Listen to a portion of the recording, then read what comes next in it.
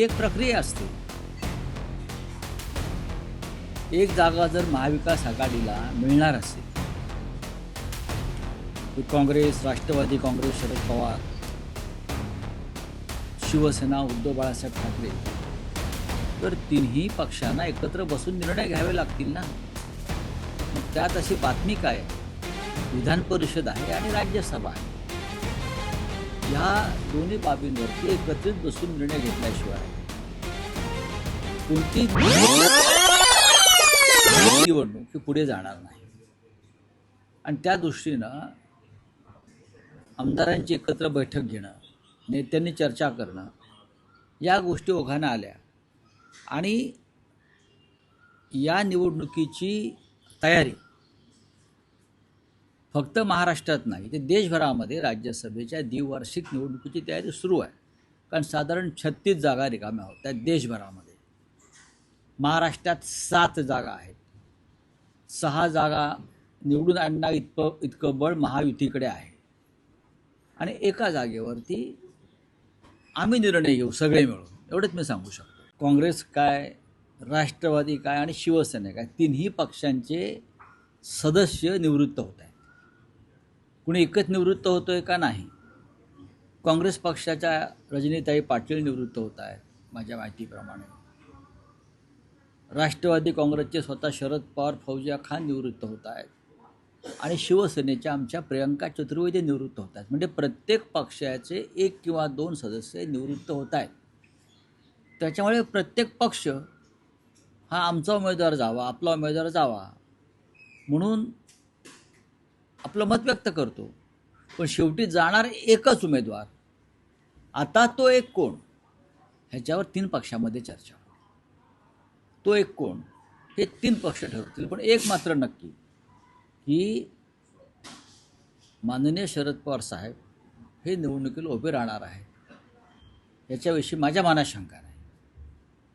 Okay, समजा जर शरद पवार असतील तर ही निवडणूक बिनविरोध होईल हे मी कसं काय सांगणार? मुळात शरद पवारांची उमेदवारीवरती चर्चा होईल ना महाविकास आघाडीमध्ये. शरद पवारांसारखा ज्येष्ठ नेता या देशातला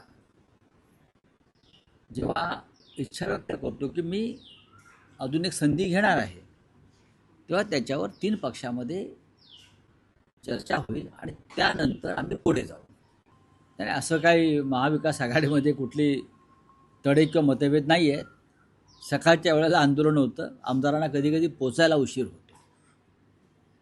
आंदोलनामध्ये आमचे महेश सावंत दिसत आहेत, पहा तुम्ही.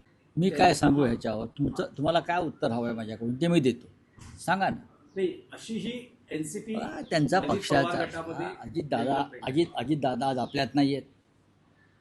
अजितदादांच्या पक्षाच्या नेतृत्वावधी सुनित्रा अजितदादा पवार आता आलेले आहेत. त्या राज्याचे उपमुख्यमंत्री झालेले आहेत. आता पक्षाची धुरा कोणी सांभाळायची हे त्यांचा पक्ष ठरवेल. आणि तर त्यांच्या पक्षाला जर वाटत असेल की सुनित्राताई पवार किंवा सुनित्रा वहिनी या सक्षम आहेत, तर पक्ष त्यांच्याकडे जबाबदारी देईल.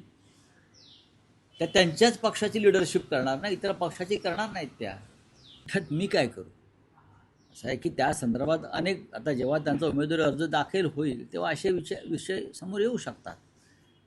मुंडवा जमीन प्रकरणाचा विषय जो आहे हा संपलेला नाही, हा जेव्हा संपलेला नाही. पण मुख्यमंत्री पाठीशी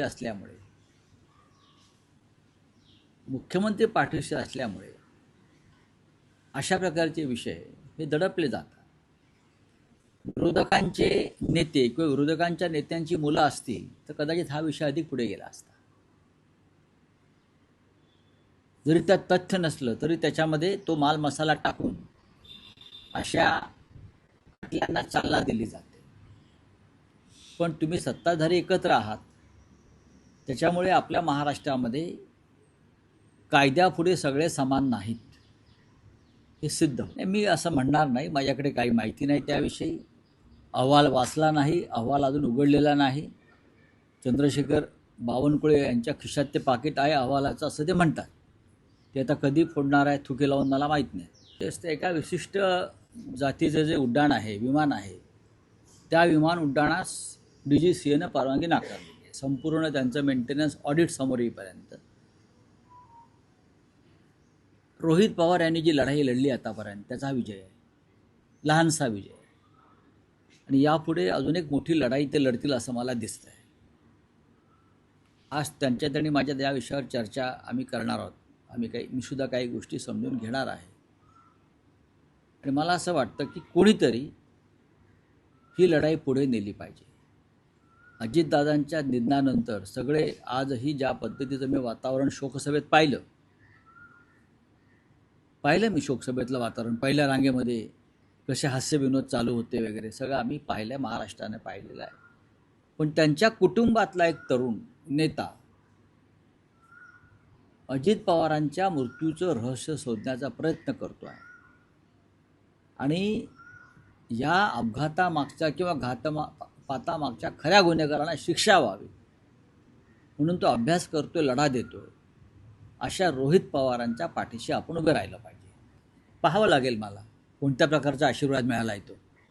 नाही, ट्रम्पने कायम नरेंद्र मोदीच्या लिडरशिपवरतीच प्रश्न उपस्थित केले आणि नरेंद्र मोदी काहीच बोलत नाहीत. भाजपचे त्यांचे प्रवक्ते बोलत नाहीत. राष्ट्रीय स्वयंसेवक संघाचे सरसंघचालक बोलत नाहीत. या एका विषयावर त्यांची तोंड बंद असतात. पण भारतामध्ये भारत पाकिस्तान झालं, हिंदू मुसलमान झालं की त्यांची तोंड उचकटतात. हो, शिक्षण मंत्री म्हणतात, त्याला शिक्षण मंत्री जबाबदार असं मी मानत नाही. कोणताही म्हणजे दादा भुसे म्हणत नाहीत, इतरसुद्धा. मराठी शाळा का बंद पडतात याचं आत्मचिंतन मराठी समाजानं केलं पाहिजे. आम्ही आमची मुलं मराठी शाळेत का घालत नाही? आमची मुलं एक तर परदेशात जातात शिकायला, आमची नाहीत, आमची मराठी शाळेतच शिकली आहे बरं. किंवा कॉन्व्हेंट इंटरनॅशनल स्कूलच्या नादाला लागलेले आहेत. त्याच्यामुळे महाराष्ट्राचं आणि मराठी संस्कृतीचं अतोनात नुकसान होतं, हे लक्षात घ्या. त्याच्यामुळे मराठी शाळा बंद पडतात. त्याला जेवढं सरकार जबाबदार आहे त्यापेक्षा जास्त मराठी माणूस जबाबदार